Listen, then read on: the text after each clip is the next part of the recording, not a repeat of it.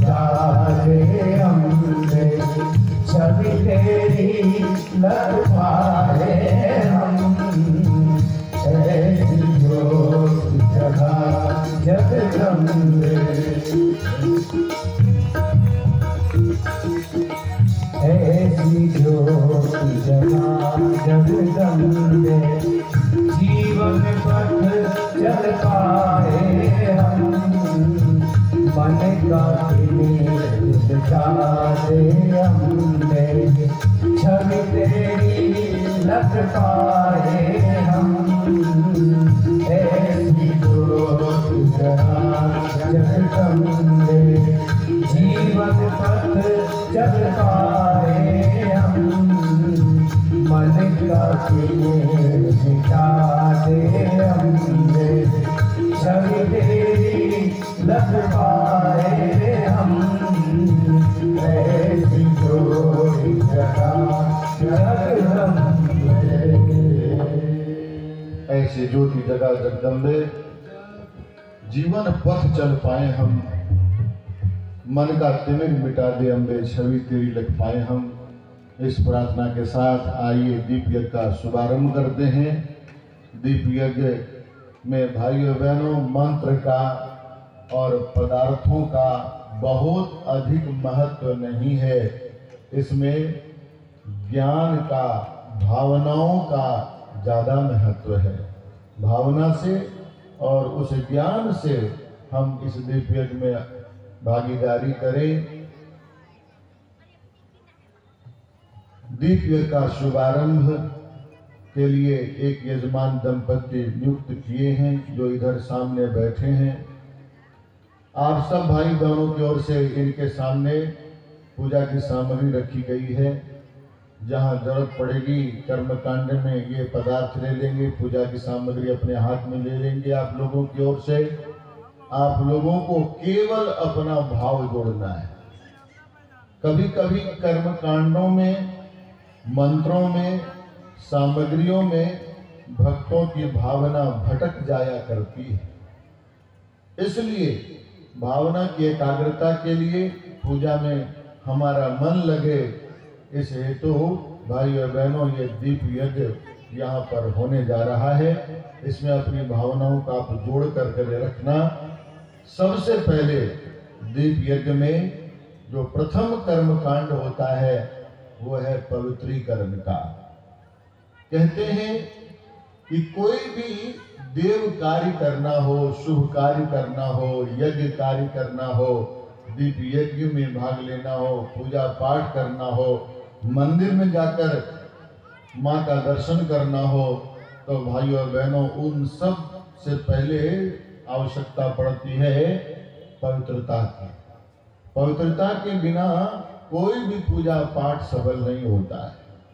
सबसे पहले हमें पवित्रता को धारण करना चाहिए। स्वच्छता जो होती है वो बाहर की होती है और पवित्रता भाई और बहनों अंदर की होती है। हम अंदर से पवित्र हो जाए, हम मन से पवित्र हो जाए, भावना से पवित्र हो जाए, तब जाकर हमारा जो देव उद्देश्य है, जो देवताओं से वरदान हम लेना चाहते हैं, वो प्राप्त होता हुआ चला जाएगा।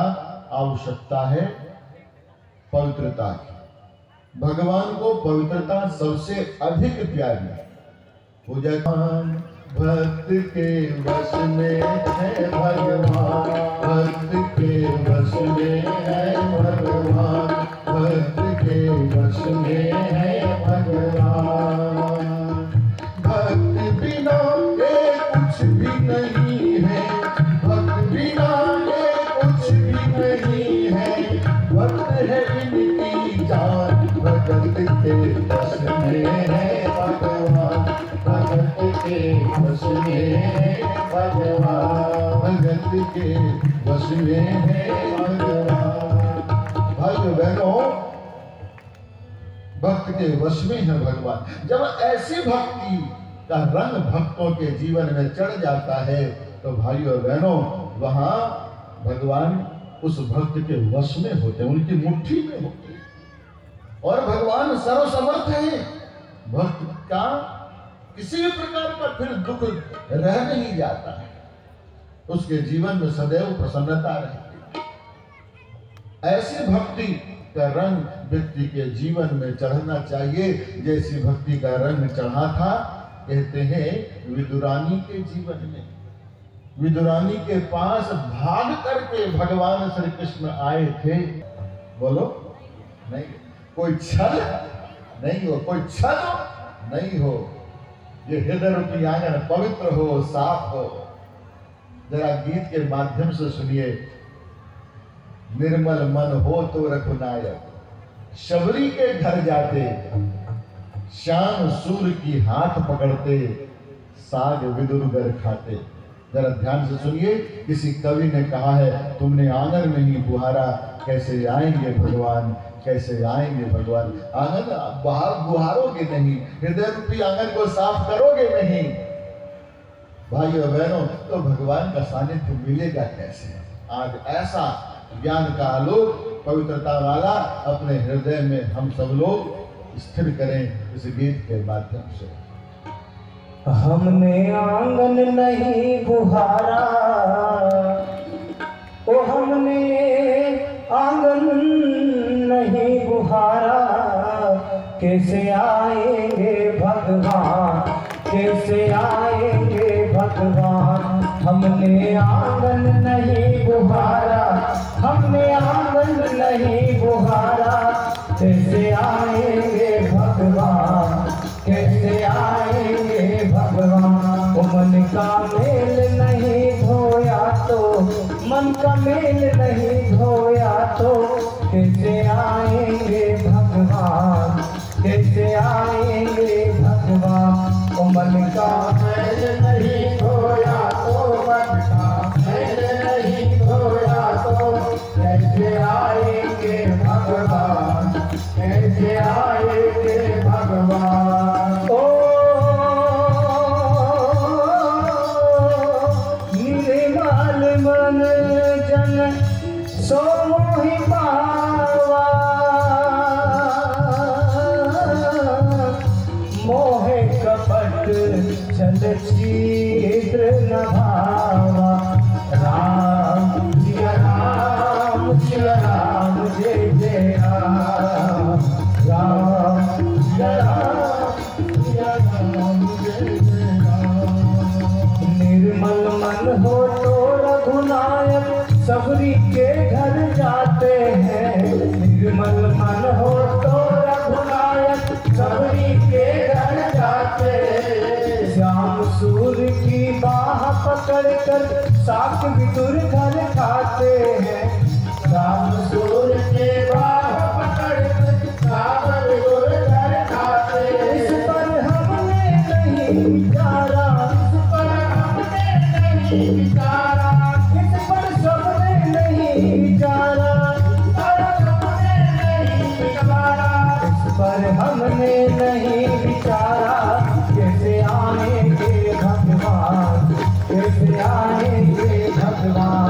इस पर हमने नहीं विचारा, कैसे आएंगे भगवान, कैसे आएंगे भगवान। सभी भाई बहन अपने बाएं हाथ को दाहिने हाथ से इस प्रकार ढकें। ऐसे हाथ की मुद्रा बनाएं। आज सुबह आपने इस तरह से पानी लेकर अपने हाथ की मुद्रा बनाया था। आज भावपूर्वक मेरे बाएं हाथ में जल है, दाहिने हाथ उसे ढक कर रखें। आप यजमान दंपत्ति सब लोगों की ओर से अपने बाएं हाथ में जल ले लेंगे, दाहिने हाथ से उसे ढकेंगे। जो यहाँ से सूत्र बोला जाए, मंत्र बोले जाएं, उन सूत्रों को आप सभी भाई बहन प्रेम से दोहराना। सभी लोग बोलिए। ओम पवित्रता नः, ओम पवित्रता नः, सन्मार्गं नये, सन्मार्गं नये। ओम पवित्रता नः, ओम पवित्रता नः, महतां प्रयच्छतु, महतां प्रयच्छतु। ओम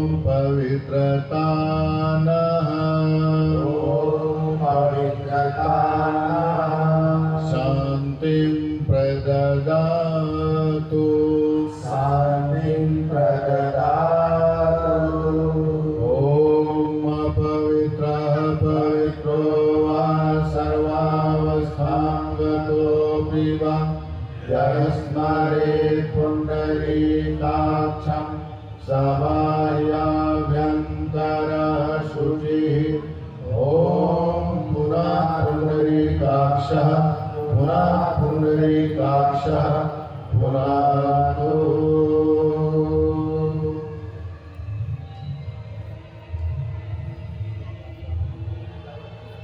सुविधां प्राणायामः।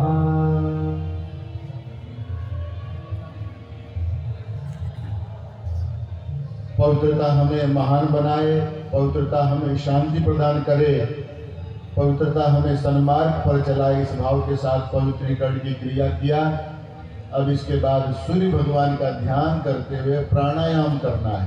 सभी लोग कमर सीधी करके बैठें, दोनों हाथ को गोद में रखें, नेत्र बंद करें, सविता देवता सूर्य भगवान का ध्यान करें। सभी लोग दोहराएं, प्रार्थना करें सूर्य भगवान की। सब लोग बोलिए, हे विश्व के स्वामी, हे विश्व के स्वामी, हे महाप्राण, हे महाप्राण, हमें बुराइयों से छुड़ाइए, श्रेष्ठताओं से जोड़िए। इसी प्रार्थना के साथ गहरी सांस लें, रोकें, फिर धीरे धीरे सांस को छोड़ें। कुछ क्षण बिना सांस के ही रहें। ओम विश्वानि देव सवितर्मुनितानि पराशुवा यद्भद्रं तन्नयासुवा।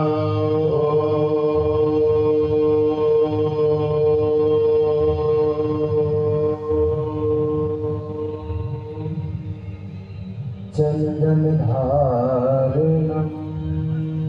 सामान्य अवस्था में आ जाए। अगली क्रिया है दिव्य की चंदन धारण करने की। चंदन भाइयों बहनों भारतीय संस्कृति में बहुत महत्व रखता है। जो भारतीय संस्कृति को मानते हैं, जो सनातन धर्म को मानते हैं, वो अपने पूजा पाठ में चंदन जरूर माथे में लगाते हैं। लगाते हैं कि नहीं लगाते? कोई पूजा पाठ बिना चंदन के होता है? नहीं होता है भाइयों बहनों। चंदन पूजा पाठ में भी उपयोग किया जाता है। घर में कोई आते हैं तो उनका स्वागत करना है, तो भी स्वागत के लिए चंदन माथे में लगाते हैं। किसी को विदा करना है घर से तो उस समय भी चंदन लगाया जाता है। किसी को आशीर्वाद देना है तो चंदन लगाया जाता है। हम लोगों को भी चंदन लगाया गया। ये चंदन भाइयों बहनों जो लगाते हैं, ये चंदन बड़ा ही कल्याणकारी है। कहते हैं चंदन के बारे में शास्त्र में कहा गया, चंदनस्य महत्पुण्यम। बहन जी बैठ जाइए, हम आपको दे देंगे टाइम, ये काम पहले करना था। आप बैठिए, इधर आके बैठ जाइए, कुछ मत करिए। हम यहाँ जो है, यहाँ से केवल बोल ही नहीं रहे, देख भी रहे हैं सबकी गतिविधि। थोड़ा और ऊपर आज बैठ गए। बोले गायत्री माता की। कुछ मत करिए, आप निश्चित होकर बैठिए। आप बैठिए, हमारी उधर ध्यान बढ़ जाए करती। बोले आज के आनंद की। मंत्र बोला जाता है जब चंदन लगाते हैं। ये मंत्र हमने नहीं बनाया है, प्राचीन काल से, सृष्टि के प्रारंभ से ये मंत्र है भाइयों बहनों। चंदनस्य महत्पुण्यम पवित्रम पापनाशनम। चंदन इतना महत्वपूर्ण है कि ये पवित्र कर देता है आदमी को, ये पाप का नाश करने वाला है। चंदनस्य महत्पुण्यम पवित्रम पापनाशनम। आपदाम हरते। आने वाली आपदा, दुर्घटना, विपत्ति टल जाती है, हर लेता है ये चंदन। आपदाम हरते नित्यम लक्ष्मी तिष्ठति सर्वदा। नित्य माँ लक्ष्मी की कृपा बनी रहेगी। कभी भी लक्ष्मी जी आपके घर से जाएंगी नहीं, आपके जीवन में सदैव माँ लक्ष्मी का कृपा बनी रहेगी। ये चंदन लगाते समय ये मंत्र बोला जाता है भाइयों। लेकिन बात ये कहना चाहते हैं, ये दीप यज्ञ है, ज्ञान यज्ञ है, ये जो मंत्र बोलकर मस्तिष्क में तिलक लगाया जाता है और नाना प्रकार से पूजा पाठ में, आशीर्वाद में, विदाई में, सम्मान में, स्वागत में तिलक लगाया जाता है। ये चंदन फलित कब होगा? जो मंत्र कहता है चंदन के महत्व को, ये चंदन फलित कब होगा व्यक्ति के जीवन में? जब हम चंदन का भी अभिनंदन करेंगे। जब हम चंदन का भी अभिनंदन करेंगे, चंदन का सम्मान करना चाहिए। चंदन लगाए हैं तो चंदन का सम्मान करना चाहिए। अगर चंदन का सम्मान नहीं करेंगे तो ये चंदन फलित नहीं होगा। माँ बाप का अगर सम्मान नहीं करेंगे तो माँ बाप आशीर्वाद देंगे क्या? बोलिए, नहीं दे। आप अपने नाम के आगे अपने बाप का नाम लिखते रहो, उससे क्या हो जाएगा? अगर सम्मान नहीं करेंगे माँ बाप का तो भाइयों बहनों, माँ बाप आशीर्वाद नहीं देंगे। ठीक उसी तरह से चंदन अगर माथे में लगाया है तो चंदन का भी सम्मान करना चाहिए। चंदन का सम्मान कैसे करेंगे बताइए मुझे? चंदन का सम्मान कैसे करेंगे? चंदन का सम्मान का मतलब है कि चंदन जब लग जाए माथे में, और लगना चाहिए। अगर हम सनातन धर्म को मानते हैं, भारतीय संस्कृति को मानते हैं, हम हिंदू संस्कृति को मानते हैं, तो चंदन माथे में लगना चाहिए, रोज लगना चाहिए। स्नान आदि के बाद सुबह घर से निकलते हैं, पूजा पाठ के समय लगाना चाहिए, घर से निकलते हैं लगा के निकलना चाहिए। तो मस्तिष्क को जब चंदन लग गया तो हमको चंदन की गरिमा का ध्यान रखना चाहिए। हमने चंदन लगाया है तो हमारा मस्तिष्क शांत रहे, हमारा मस्तिष्क शांत रहे। ये चंदन के गुण हैं। मस्तिष्क शीतल रहे, चंदन सुगंधित होता है, हमारा मस्तिष्क सुगंधित हो। भाइयों बहनों, जब क्रोध मस्तिष्क में रहता है तो मस्तिष्क दुर्गंध फैलाता है। मस्तिष्क शांत रहना चाहिए, शीतल रहना चाहिए, सुगंधित रहना चाहिए। ये माथे में तिलक लगाए, यह माथे की शोभा तब है तिलक लगाने से। कहना ये चाहते हैं कि अगर हमने चंदन लगाया है तो सामने वाला कितना भी जहरीला बोलता हो, बोलते रहे, लेकिन उसके बाद भी हमको उसके रंग में रंगना नहीं चाहिए, अपना शांत भाव नहीं छोड़ना चाहिए। असली चंदन लगाने वाला चाहिए। आज चंदन जो है ना दिखावा हो गया है। चंदन आज बोलिए दिखावा हो गया है।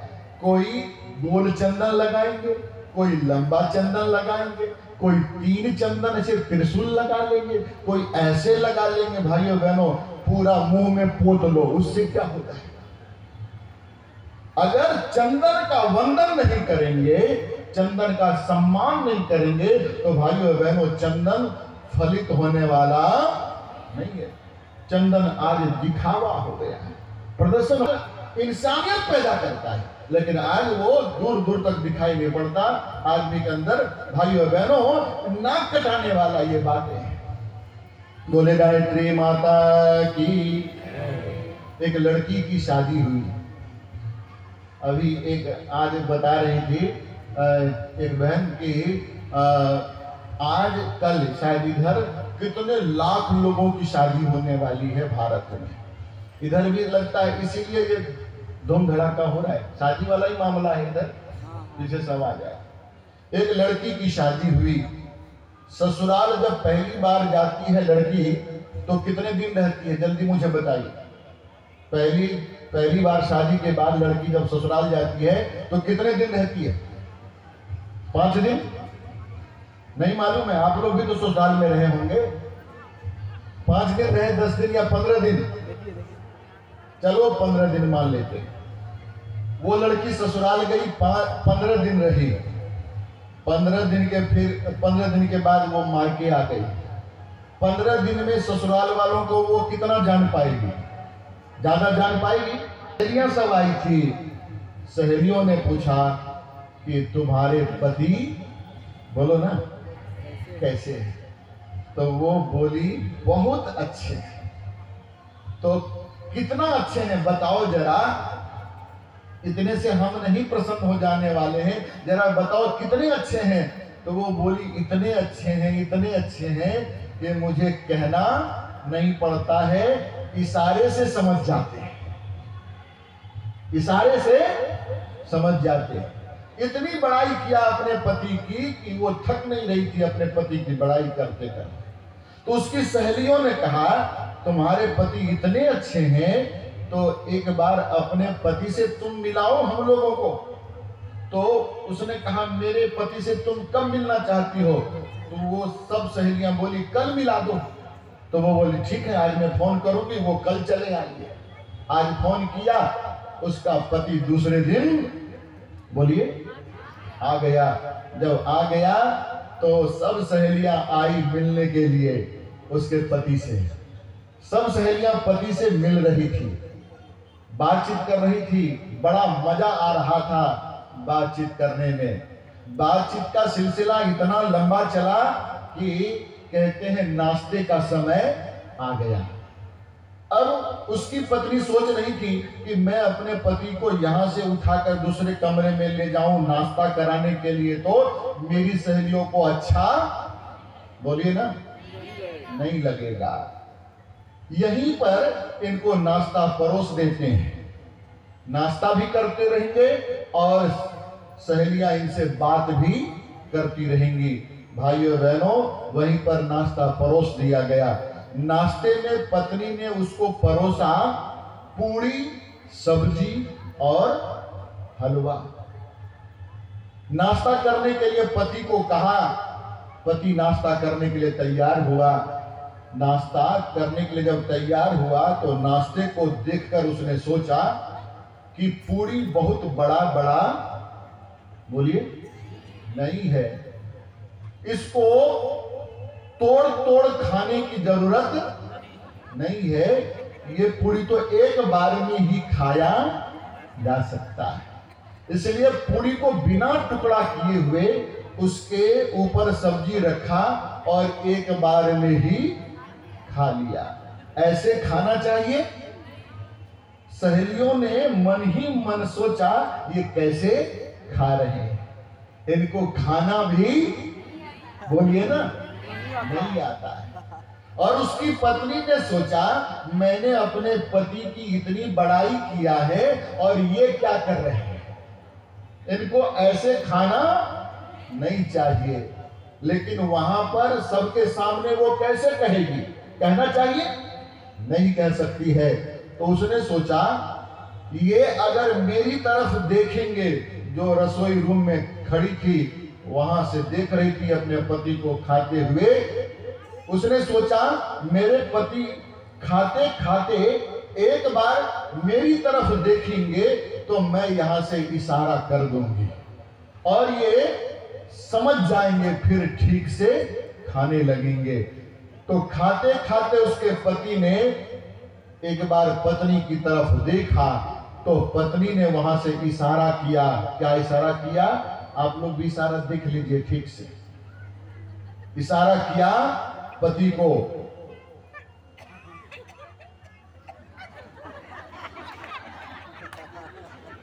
पति समझ गया कि पत्नी कह रही है एक एक क्या पूरी खा रहे हो, दो दो खाओ। भाइयों बहनों, उसने पूरी के ऊपर एक पूरी और रखा और उसके ऊपर सब्जी रखा, फिर खाया नहीं वो, फिर क्या किया, ठूसा। ऐसे जब और खाने लगा, उसकी सहेलियों ने सोचा इसके पति को तो खाना भी नहीं आता, ये कैसे खा रहे हैं, कैसा इसका पति है। भाइयों बहनों, उसकी पत्नी को भी और टेंशन हुआ, मैंने अपने पति की इतनी बड़ाई किया है और ये क्या कर रहे हैं। फिर भी धैर्य रख करके उसने सोचा कि फिर एक बार देखेंगे हम मेरी तरफ तो एक बार मैं फिर कोशिश करूंगी, समझाऊंगी इनको इशारे से कैसे खाना चाहिए। भाइयों बहनों, जब खाते खाते फिर अपनी पत्नी की तरफ देखा तो पत्नी ने उधर से इशारा किया,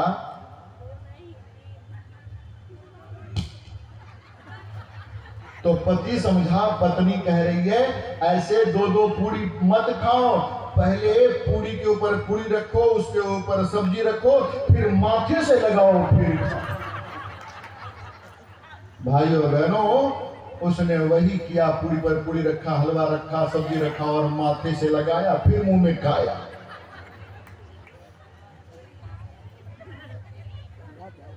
उसकी पत्नी ने माथा पीट लिया किसके साथ मेरा विवाह हुआ है, कैसे मूर्ख से मेरा।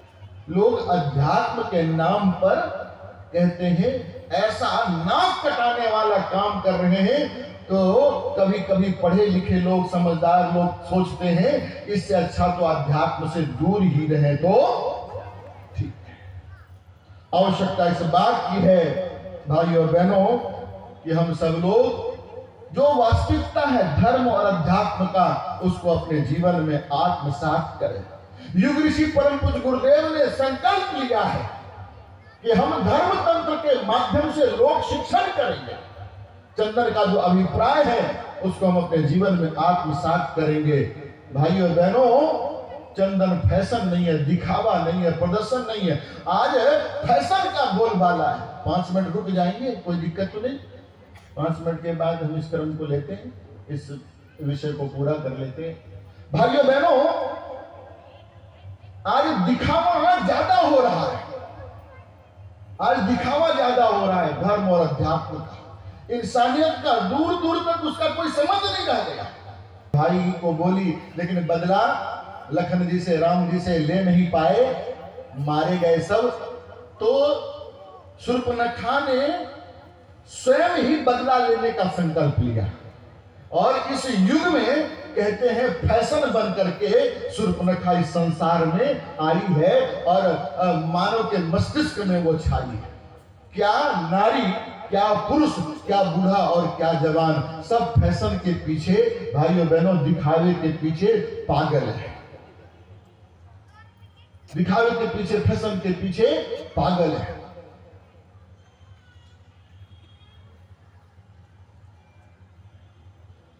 फैशन के नाम पर पैसा पानी की तरह बहाया जा रहा है।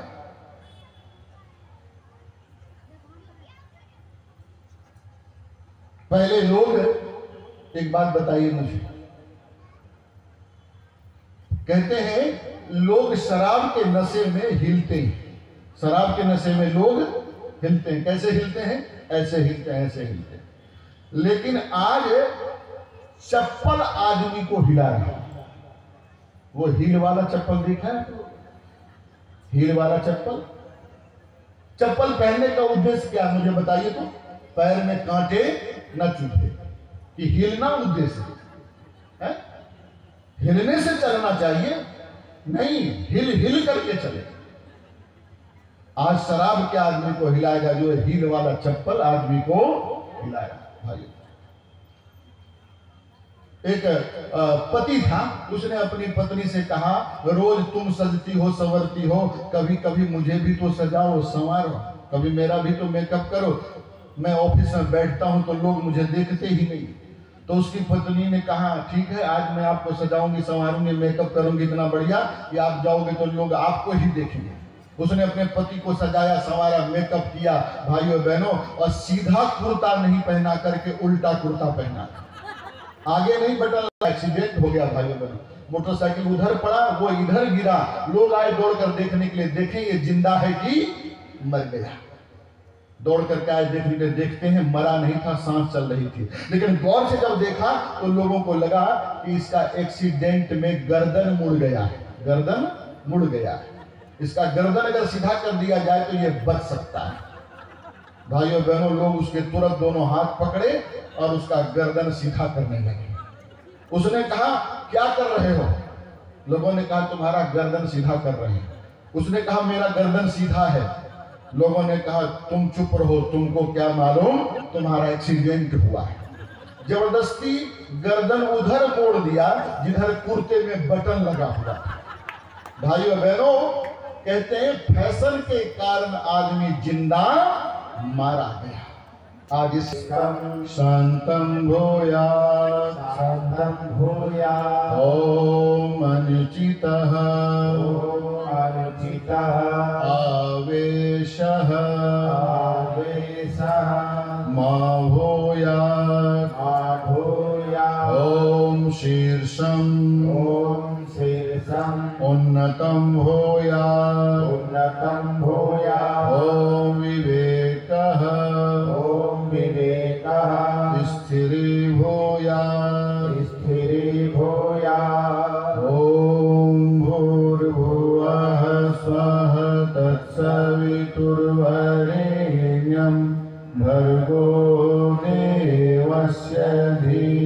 धीमहि धियो यो नः प्रचोदयात्। संकल्पः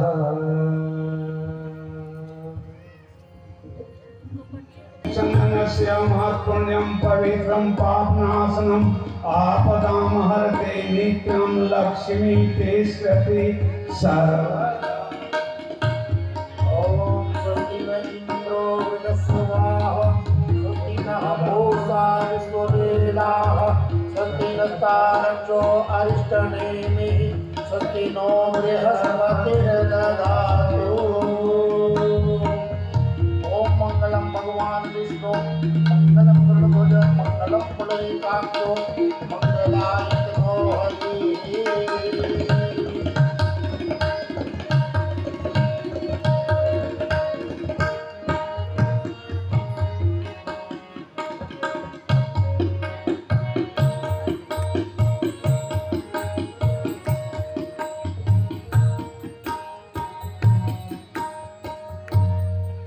परम सौभाग्य हम सबके मध्य दीपक बन जाइएगा तो बात बन जाएगी, नहीं तो बात बनने वाली नहीं है।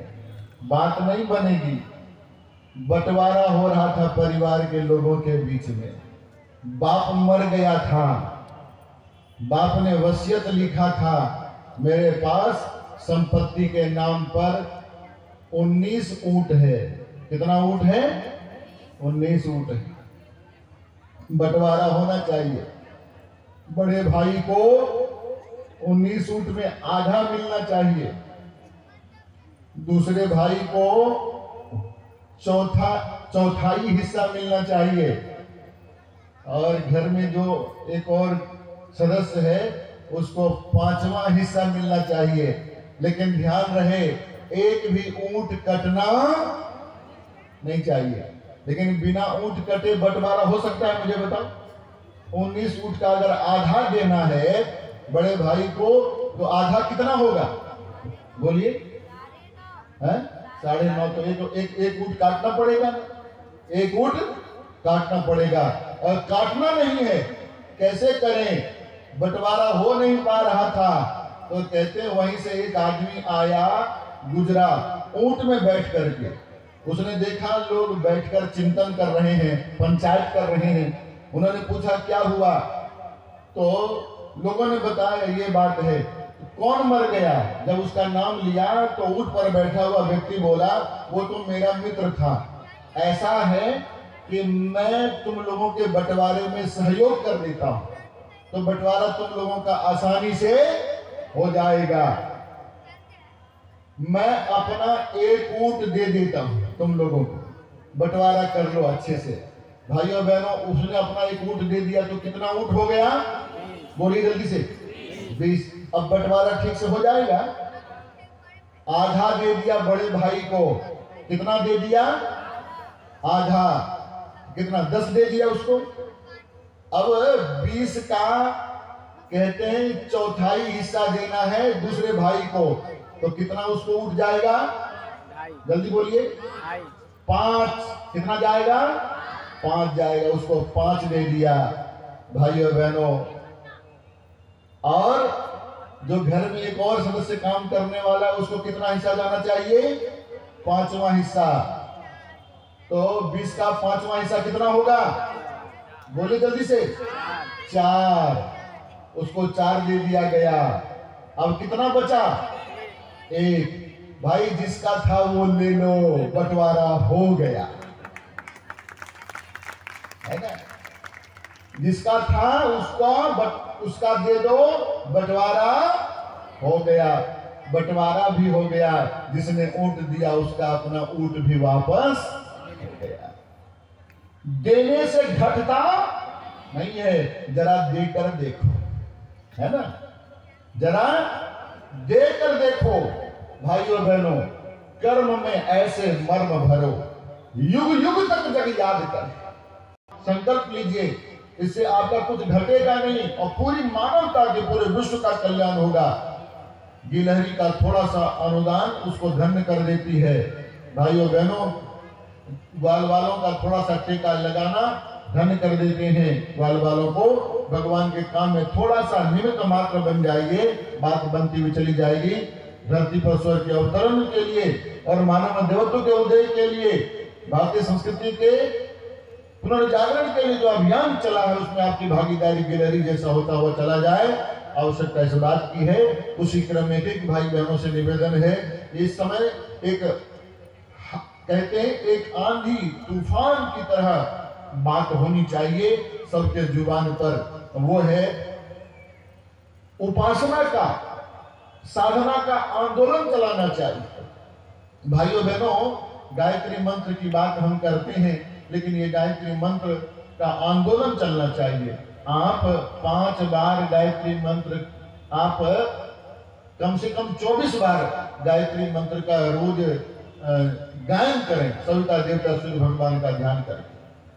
और 5 आदमी को भी आप अपने जैसा इस 24 बार गायत्री मंत्र जपने वाले उपासना क्रम से जोड़ दे, तो ये काम अगर आप का संकल्प ले लें तो दीप यज्ञ में भाइयों बहनों बात बन जाएगी आपका आना।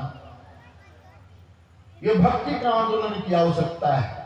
दूसरा सूत्र हम आपको निवेदन करने चाह रहे हैं, वो है शिक्षा का। आप अगर संपर्क में आए हुए किसी व्यक्ति को देखते हैं, अनपढ़ है, नाम लिखना नहीं आता, किताब पढ़ना नहीं आता है, तो अपने 24 घंटे में से 1 घंटा समय निकाल करके उसको आप साक्षर बनाने का काम करिए तो बड़ा पुण्य मिलेगा। भाइयों बहनों, तीसरा है कि स्वावलंबी बनाने वाला कोई ऐसा यत्न करिए, कोशिश करिए, कोई आदमी बेरोजगार न रहे। स्वावलंबी बनाने का अगर आपको प्रशिक्षण लेना है तो आप हरिद्वार शांति को जाइए, वहां स्वावलंबन का विद्यालय चलता है, निःशुल्क उसका प्रशिक्षण होता है। आप एक आदमी को भी स्वावलंबी बना दिए तो भाइयों बहनों आपकी आत्मा को बहुत प्रसन्नता होती। आप कल्पना नहीं करेंगे इस खुशी को। एक भिखारी था, भीख मांगता था, देने वाले ने कहा कि मैं तुमको कितना दे दूं, लेकिन ये सब हम करते नहीं। क्या करते हैं मालूम है? किसी को बुरा लगे तो पहले माफी मांग लेता हूं। लोग सुबह सुबह क्या करते हैं, सदा भवानी, पहले लोग प्रार्थना करते थे सुबह उठ करके, सदा भवानी, सुबह उठते थे प्रार्थना करते, सबसे पहले प्रार्थना करते, सदा भवानी दाहिनी सन्मुख रहे गणेश, 5 देव मिल रक्षा करें, ब्रह्मा विष्णु महेश। लेकिन आजकल सुबह उठ करके कौन सी प्रार्थना करते हैं बता देते, क्षमा पहले मांग लिया है, चाहे भवानी दाहिनी सन्मुख रहे प्लेट। ऐसे चाय नहीं, बिस्किट भी उसमें साथ में आना चाहिए, बिना मुंह धोए ब्रश किए पानी पिए। चाहे भवानी दाहिनी सन्मुख रहे प्लेट, 5 देव मिल रक्षा करें, पान बीड़ी सिगरेट।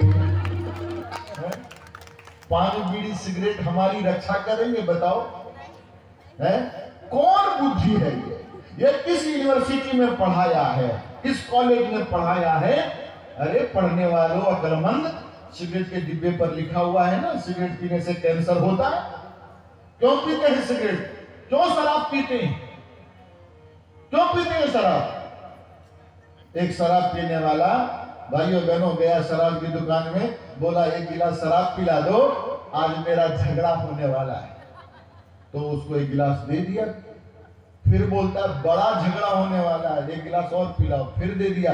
फिर बोला 1 गिलास और पिलाओ, आज मेरा बहुत बड़ा झगड़ा होने वाला है। तो शराब की दुकान वाला बोला किससे झगड़ा होने वाला है, जरा ये भी तो बता दो।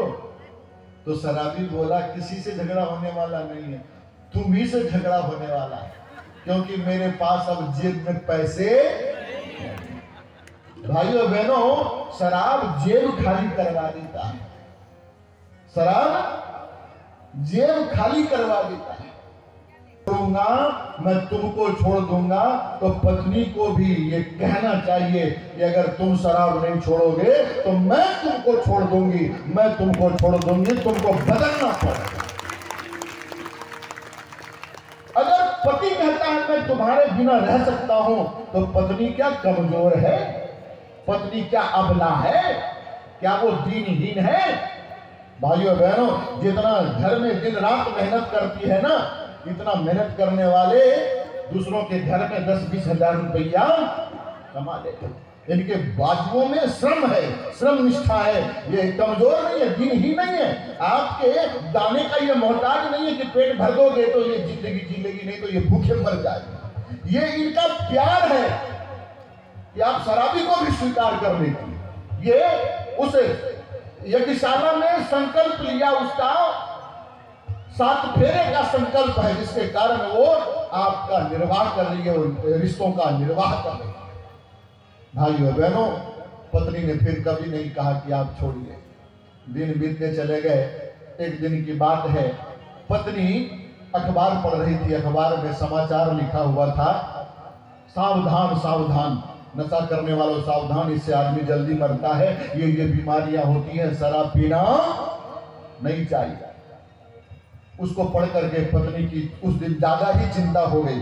वो सोच रही थी कि पति को मैं कैसे कहूं, कैसे कहूं। अब मैं, वो तो कहते हैं तुमको छोड़ दूंगा, और संयोग से उसी समय उसका पति पी करके घर आया। भाइयों, जब पी करके घर आया, पी करके समझ जाते हैं ना, समझ गए ना, पी करके शराब पी करके आया।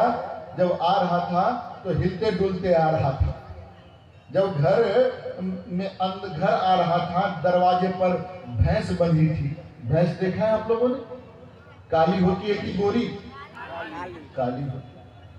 वो आ रहा था हिलते डुलते, तो भैंस से टकरा गया। अब भैंस के ऊपर गिर पड़ा। भैंस के ऊपर गिरा तो भैंस को उसने छुआ, उसका नाक छुआ, गाल भी छू लिया, कान भी छू लिया, मुंह भी छू लिया, और छूते छूते भैंस के पूंछ को भी छू लिया। भैंस के पूंछ को छू करके बोलता है, अरे पप्पू की अम्मा, क्या बात है, रोज तो तुम 2 चोटी बांधती थी, आज 1 चोटी क्यों बांधी? पत्नी ने देखा कि पति भैंस को ही पत्नी समझ रहा है। नशे में इनका क्या हाल हो गया है। उठाती है, कुर्सी में बिठाती है और कहती है, वो जो आपने पकड़ा था वो भैंस की पूंछ थी, आज भी हमने 2 चोटी किया, ये देखिए आपकी पत्नी की 2 चोटी। नशे में आपका क्या हाल हो गया है कि आप पहचान भी नहीं पाते कि आपकी पत्नी कौन है और भैंस कौन है। मालूम है आज अखबार में क्या समाचार छपा है? तो पति बोला, क्या छपा है?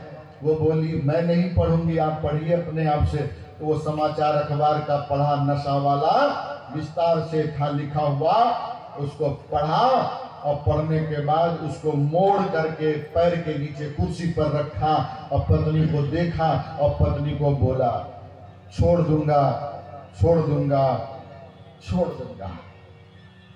पत्नी खुश हो गई, उसको लगा पति कह रहा है छोड़ दूंगा।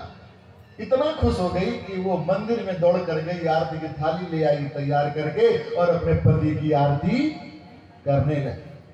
तो पति ने कहा, तुम मेरी आरती क्यों कर रही हो? तो वो बोली, तुझमें रब दिखता है यारा, मैं क्या करूं। आज आप में मुझको भगवान दिखाई दे रहा है।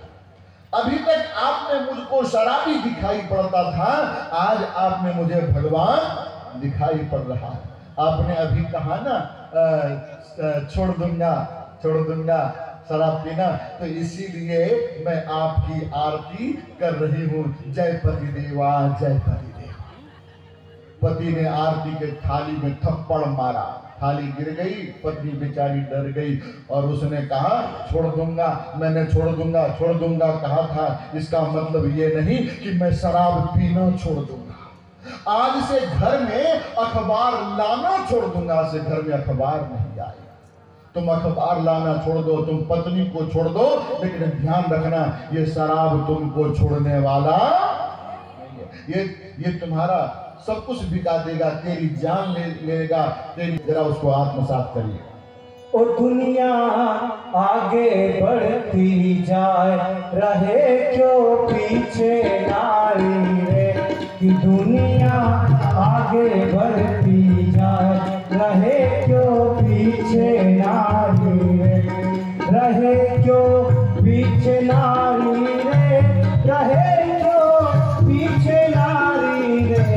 रहे क्यों पीछे नारी रे, रहे क्यों पीछे नारी रे।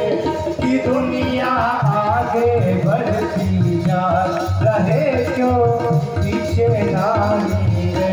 कि दुनिया आगे बढ़ती जाए, रहे क्यों पीछे नारी रे।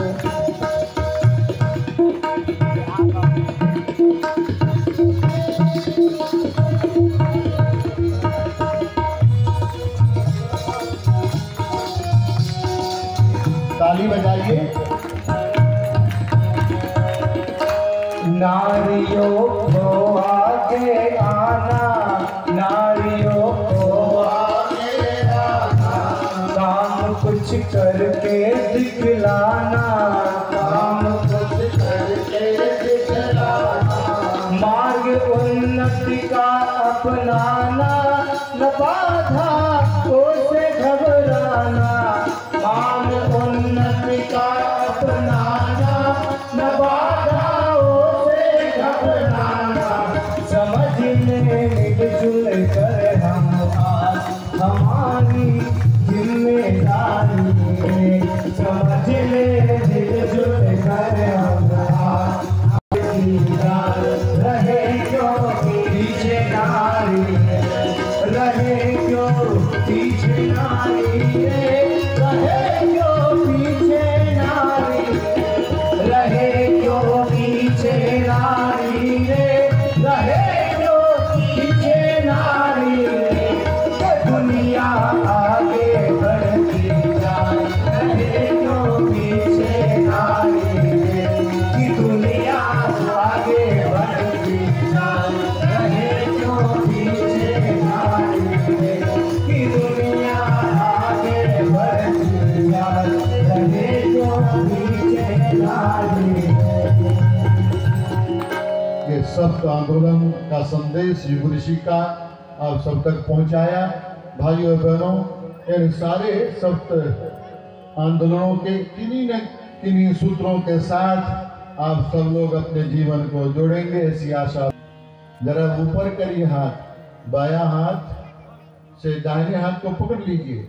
यजमान दंपति सब लोगों की ओर से कलावा अपने हाथ में ले लीजिए और जो सूत्र बोलते हैं संकल्प का, उसे आप सभी भाई बहन दोहराएंगे। ओम ईशानुशासनम, ओम ईशानुशासनम स्वीकरोमि, स्वीकरोमि। ओम मर्यादां, ओम मर्यादां चरिष्यामि, चरिष्यामि। ओम वर्जनीयम। हे देव, जोर से बोलिए, हे देव, हमारी श्रद्धा निखारें। हे देव, सत्कार्य करने की हमारी प्रवृत्ति उभरे। शांति कुंज में एक पति पत्नी रहते थे। बहुत दिन शांति कुंज में सेवा दी है। अचानक एक दिन उसकी पत्नी अस्वस्थ हुई और वहां हरिद्वार में चिकित्सा हुई, लेकिन डॉक्टरों ने कहा यहाँ चिकित्सा नहीं हो पाएगी, कोई अच्छे डॉक्टर के पास आपको जाना चाहिए।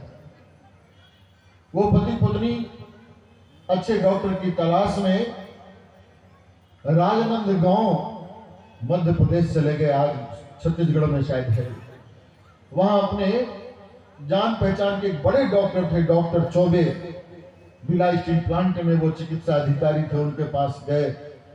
उनके यहाँ उसकी पत्नी की चिकित्सा हुई और चिकित्सा के बाद एक दिन उस डॉक्टर चौबे चिकित्सक ने कह दिया, मैं भी आपकी पत्नी को बचा नहीं पाऊंगा, अब ये 2-4 दिन की मोहताज है, 2-4 दिन इसके सांस है, ले जाइए घर में कुछ सेवा कर लीजिए। गांव में लेकर चले गए। वो दोनों वहीं पास में उनका गांव था। वहां पर जब गए तो गांव वाले इकट्ठा हुए और कहने लगे, गए थे गुरुजी का काम करने के लिए हरिद्वार में, अपनी पत्नी को मार करके चले आए।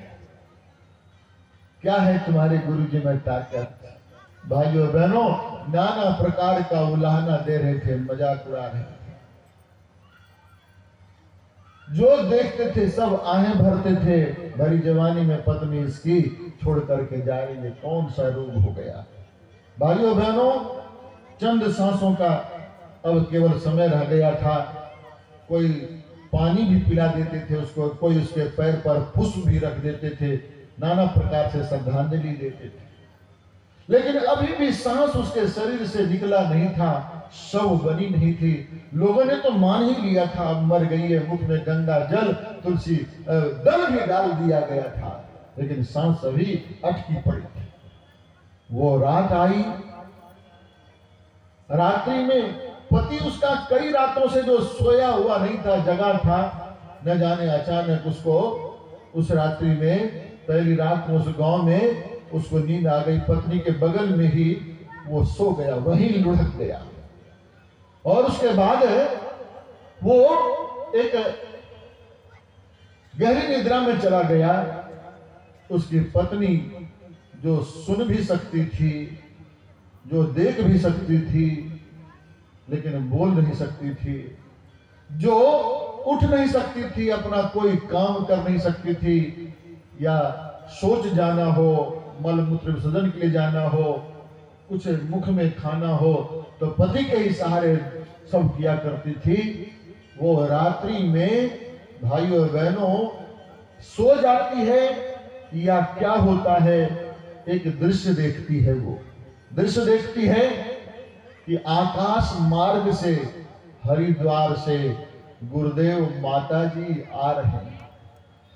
माता जी रो रही हैं और गुरुदेव माता जी को चुप करा रहे हैं। माता जी कहती हैं, मेरी बेटी को ठीक कर दीजिए, और गुरुजी कहते हैं, आप रोइए मत, चलते हैं हम दोनों, देखते हैं। आते हैं गुरुजी माता जी दोनों तरफ बैठते हैं। माता जी कहती हैं, बेटी तू रोती क्यों है, तू चिंता क्यों करती है? मैं गुरुजी को लेकर के आई हूं, बताओ तुझे कहाँ कष्ट है। वो बताती है, गुरुजी इस यहाँ कष्ट है, यहाँ कष्ट है, यहाँ कष्ट है। जहां जहां बोलती है गुरुदेव वहां वहां हाथ रखते हैं, और धीरे धीरे उसके अंग जो शिथिल थे वो सक्रिय हो जाते हैं। भाइयों बहनों, गुरुदेव का स्पर्श पा करके वो महसूस करती है कि मैं ठीक हो गई। वो उठ करके बैठना चाहती है, उठ करके बैठ जाती है। वो उठना चाहती है, वो उठ जाती है। वो चलना चाहती है, चल देती है। उसको लगता है कि ये स्वप्न नहीं था, ये सच था। गुरुदेव माता जी आए थे हमको आशीर्वाद देने के लिए। मैं आज गुरुदेव माता जी के आशीर्वाद से खड़ी हुई। भाइयों बहनों, वो तुरंत वहीं पर जो दूसरा एक कमरा था जहां पर गुरु जी का, माता जी का फोटो रख रखा था, वहां जाकर के बैठ जाती है। और भक्त की भावना बड़ी महान होती। वो कहती है, गुरुदेव माता जी मुझे मरने देते, आप मेरे लिए इतना कष्ट करके वहां से यहां आए, मेरे लिए आपने इतना कष्ट क्यों किया? वो इस तरह से विलाप कर रही होती है। उसका पति सुबह सुबह 2 बजे 3 बजे जागता है, आंख उसकी खुलती है, कहीं पत्नी को कुछ आवश्यकता हो तो देखता है पत्नी तो बगल में बैठ सोई ही नहीं है। उस शमशान कैसे लेकर चले, कोई नहीं लेकर गया, घर में होगी नहीं, कैसे वो घर में तो है नहीं, जहां वो पड़ी थी वहां है नहीं। देखो ठीक से देखो। लोग कहने पर वो अंदर अपने सारे कमरे में जाता है। भाइयों बहनों, कहीं कमरे में नहीं मिलती है। अंत में जब पूजा रूम में जाती है तो वो देखता है कि पत्नी बैठ करके गुरुदेव से प्रार्थना कर रही होती है। देख आश्चर्य होता है, ये बैठी हुई है। वो पूछता है, ये क्या है? भाइयों बहनों, तो वह कहती है ये कुछ नहीं है, ये गुरुदेव माता जी का आशीर्वाद है, ये गुरुदेव माता जी का चमत्कार है। गुरु की सेवा कभी बेकार नहीं जाती है भाई बता। गुरु ही भगवान, उस गुरु सत्ता के श्री चरणों में जिन्होंने युग निर्माण का शंखनाद किया है, युग बदलने का भाइयों बहनों बिगुल फूका है, जिनके एक इशारे पर लोग अपने प्रतिभाओं का योगदान कर रहे हैं लाखों लाख की संख्या में। आइए उस गुरु चरणों में हम सब लोग नमन वंदन करें। सभी भाई बहन दोनों हाथ जोड़ लें। गुरु सत्ता का भाव भरा हुआ। ओम अखंड मंडलाकारं व्याप्तं येन चराचरं तत्पदं दर्शितं येन तस्मै श्री गुरवे नमः। यथा सूर्यस्य कान्तिस्तु श्रीरामे विद्यते धिया सर्वशक्ति स्वरूपाय देव्यै भगवत्यै नमः। ओम श्री गुरवे नमः। आवाहयामि स्थापयामि ध्यायामि। अक्षत पुष्प गुरुदेव माता जी के श्री चरणों में समर्पित करें, तिलक लगाएं। पुनः अपमाग्नेय सुपथाराय अस्मान् विश्वानि देव वायुनानि वेद्वान् यो योऽध्यास्मद् जोहोरानमेनो भूयिष्ठां ते नमोक्तिर्विधेमा। ओम ज्योति पुरुषाय नमः। आवाहयामि स्थापयामि ध्यायामि। आइए हम अग्निदेव की वंदना करें। अग्निदेव के स्वामी, अग्निदेवता के स्वामी सूर्य हैं। सविता देवता की वंदना पावन बना दो हे देव सविता। हे देव सविता पावन बना दो, हे देव सविता इस देवताओं से नित पूजित हे भर्गव बंधन मोहे करता स्वीकार कर लो बंधन हमारा पावन बना दो हे देव सविता। प्यार बढ़ाने दीपक जलाने प्यार बढ़ाने दीप यज्ञ का पर्व आया है, दीप यज्ञ का पर्व आया है। आओ जीवन को धन्य बना लो रे, आओ सुख सौभाग्य जगा लो रे। दीपक जलाने प्यार बढ़ाने, दीपक जलाने प्यार बढ़ाने दीप यज्ञ का पर्व आया है, दीप यज्ञ का पर्व आया है। आओ जीवन को धन्य बना लो रे, आओ सुख सौभाग्य जगा लो रे। खुले नेत्रों से तो दीपक की किरण हमारे दोनों भुवों के मध्य में आकर के टकराती है। दोनों भुवों के मध्य में दीपक की किरणों का ध्यान करें। अध खुले नेत्रों से देखें, प्रसन्न मुद्रा में देखें। ये वही ज्योति है जो हमारे अंदर है। आज परम ज्योति से हमारी अंतरात्मा की ज्योति मिल रही है। इसको देखते हुए सभी भाई बहन बोलेंगे, हे यज्ञदेव, हे यज्ञदेव युग शक्ति, युग शक्ति महाकाल के महासंकल्प में हम अपने स्नेह और सद्भाव की आहुतियाँ श्रद्धा पूर्वक दे रहे हैं। इन आहुतियों की सुगंधि के प्रभाव से सूक्ष्म जगत का शोधन होता चले। नवयुग के अवतरण के लिए दिव्य वातावरण बने। ऐसी भाव प्रार्थना के साथ आइए हम सब लोग भावनात्मक आहुति युग देवता के चरणों में गायत्री मंत्र का गायन करते हुए स्वाहा के साथ समर्पित करेंगे। ओम भूर्भुवः स्वः तत्सवितुर्वरेण्यं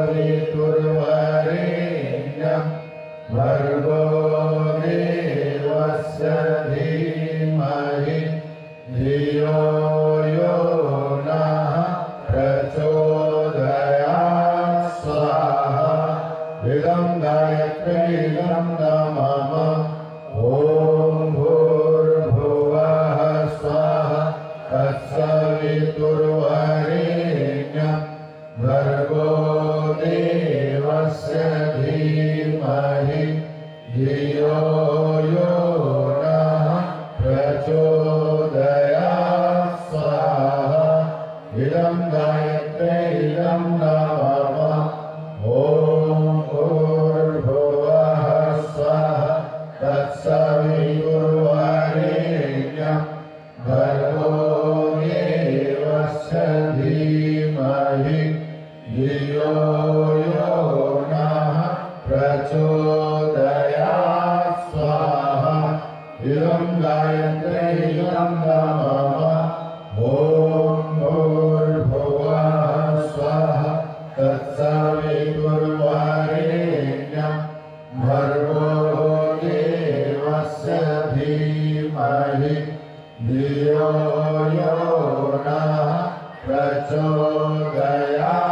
स्वाहा। इदं गायत्रे अधिपति महाकाल की जय। बोलिए अधिपति महाकाल की जय। बोलिए अधिपति महाकाल की जय। जय महाकाल जय महाकाल जय महाकाल जय महाकाल जय महाकाल जय महाकाल जय महाकाल जय महाकाल जय महाकाल जय महाकाल जय महाकाल जय। जो महाकाल करता है युग परिवर्तन करता है। जो महाकाल करता है जो युग परिवर्तन करता है। आदि शक्ति को साथ लिए आदि शक्ति को साथ लिए जो बदल रहा है सृष्टि का जो बदल रहा है सृष्टि का। जय महाकाल जय महाकाल जय महाकाल जय महाकाल जय महाकाल जय महाकाल जय महाकाल जय महाकाल। आओ देवत जगाने को धरती को स्वर्ग बनाने को। आओ देवत जगाने को धरती को स्वर्ग बनाने को। अपना सभी में विकसा दो अपना तो सभी में विकसा दो। हे सज्जन के मानस मता हे सज्जन के मानस भरा। जय महाकाल जय महाकाल जय महाकाल जय महाकाल जय महाकाल जय महाकाल जय महाकाल जय महाकाल। तुम हो अनादि तुम हो अनंत तुम हो अनादि तुम हो अनंत। तुमसे प्रेरित यह दिगंत। लास्ट महीना है 24 आने वाला है ना। 24 के बाद 25वां वर्ष आएगा उसके बाद 26वां।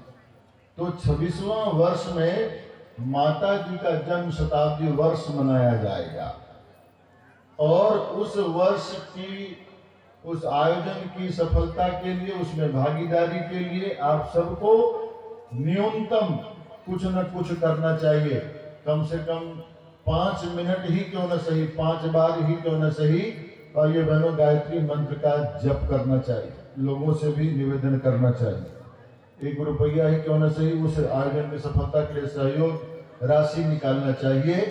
आप भाई बहनों में से जिनसे जो कुछ बन पड़े न्यूनतम से न्यूनतम साधनात्मक जीवन परमार्थ का जीवन के लिए अपना अनुदान की भावना हृदय में रख करके आइए पूर्णाहुति की आहुति समर्पित करते हैं। सभी भाई बहन दोनों हाथ जोड़ लें। ओम पूर्णमदं पूर्णात् पूर्णमुदच्यते पूर्णस्य पूर्णमादाय पूर्णमेवावशिष्यते स्वाहा। ओम सर्वं वै पूर्णगुं स्वाहा। सुबह यज्ञ में जब आप आएंगे हवन सामग्री अग्निदेव को समर्पित। जयति जय गायत्री माता जयति जय गायत्री माता। सतमार्ग पर हमें चलाओ जो है सुखदाता। जयति जय गायत्री माता। आदि शक्ति तुम अलख निरंजन जग पालन पालन करती माँ जगत दुख शोक भय केश कलह दारिद्र देने हरती जयति जय गायत्री माता ब्रह्म रूपिणी प्रणति पालिनी जगत धात्री अम्बे माँ जगत धात्री अम्बे भव भय हारी जनहितकारी सुखदा जगदम्बे जय गायत्री माता भय हारनि भवतारनि अनघे अजि आनंद राशि आनंद आनंद राशि अविकारी अगहरी अविचल अम्बे अविनाशी जय गायत्री माता कामधेनु सत चित आनंदा जय गंगा गीता जय गंगा गीता सविता की सरस्वती सती तुम सावित्री सीता जय गायत्री माता ऋग्यजु साम अथर्व प्रणयनि प्रणव महामहिमे प्रणव महामहिमे कुंडलनी सहस्र सुषुम्ना शोभा गुण गरिणे जय गायत्री माता स्वाहा सदा सती गहवाणी राधा रुद्राणी जय सतरूपा वाणी विद्या समदा कल्याणी जननी हम है दीनहीन दुख तारक के घेरे दुख तारक के घेरे यद्यपि कुटिल कपटी कपूत माँ जय जय गायत्री माता स्नेह सने करुणामयी माता चरण शरण दीजे माँ चरण शरण दीजे बिलख रहे हम शिशु सुत थे दया दीति दीजे काम क्रोध मद लोभ दंभ दुर्भाव देश हरिये दुर्भाव देश हरिये दूत बोध नित्य पाप हृदय मन को विष्ट करिए जय जय गायत्री माता तुम समर्थ सब भाति तारिणी तुझ कोटि गाता माँ कोटि कोटि गाता सतमार्ग पर हमें चलाओ जो है सुखदाता जयति जय गायत्री माता जयति जय गायत्री माता जयति जय गायत्री माता सतमार्ग पर हमें चलाओ जो है सुखदाता जयति जय गायत्री माता कर्पूर घोरम करुणावतारम सारम भोगे प्यारा सदा वसंत भवानी सरितं नमामि त्वमेव माता पिता त्वमेव